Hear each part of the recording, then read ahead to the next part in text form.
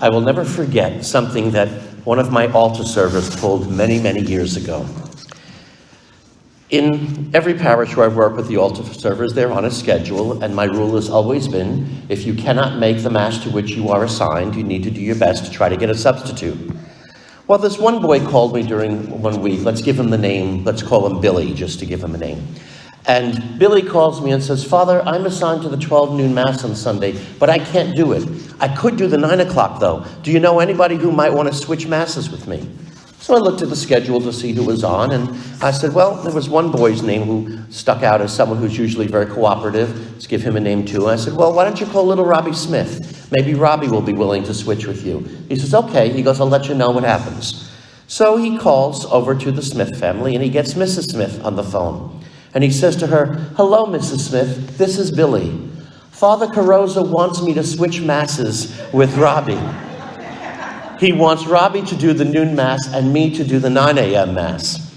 So the mother says, well, all right, if that's what Father wants, fine. He calls me back and says, he said he'll switch with me. He would have gotten away with it had not Robbie asked me at the Mass, well, Father, is there something special going on at this Mass? Why did you want me on rather than him? And I said, no, he just needed to switch. And then he told me about his conversation with his mother. And I said to myself, you little stinker. I raked him over the coals for doing that, but I had to give him credit for being so enterprising, so clever. He knew very well he might risk not finding somebody to switch with him. And he was not usually the most cooperative of servers that would have, that other people would be willing to help him because he always had helped them. And so he came up with this very clever thing to make sure that he got someone to replace him. I know you guys would never do that, would you? No, never. What do you mean, maybe? You're the master of ceremonies. You don't have to get a sub. But I think that's the point that Jesus is making in the gospel reading today about this wily servant. He's not approving of what the man did by cutting the promissory notes down.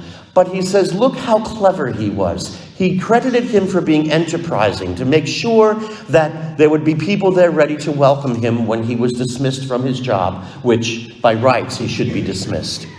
And the point that he makes is, look how easy it is for people of this world, for many of us, to manipulate the things of the world. And aren't there so many people who know how to do that so very beautifully well? People who are masters at trying to change everything to get it the way they want it. They seem to see the whole world like a chess game, and they always end up putting the other one in checkmate. They know exactly what to do, how to manipulate things. If there's a job opening, for example, or a promotion that's about to take place at work, they know just what to say and do with the boss to try to make sure their name is the first one there. Even among family members, some people know just what to say and do to make things go the way they want. Children learn that very well about their parents. Do they not learn what buttons to push to make sure that they get what they want from their parents? And they know their parents' weaknesses very well. And they seem to know exactly what to say or what to do to finally break the parents down, because after a while they discover the parents don't want justice, they just want quiet. Oh, a few of you I see have been through that already.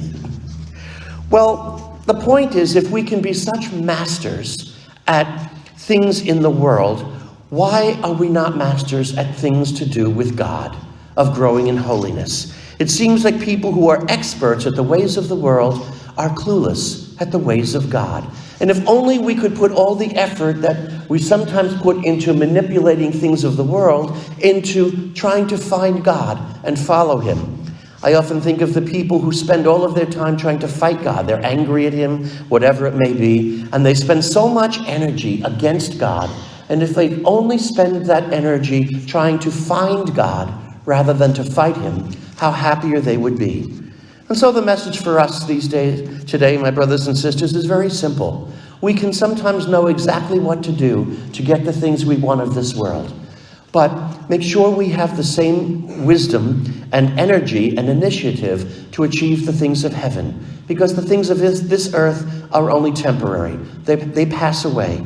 But the things of heaven are eternal.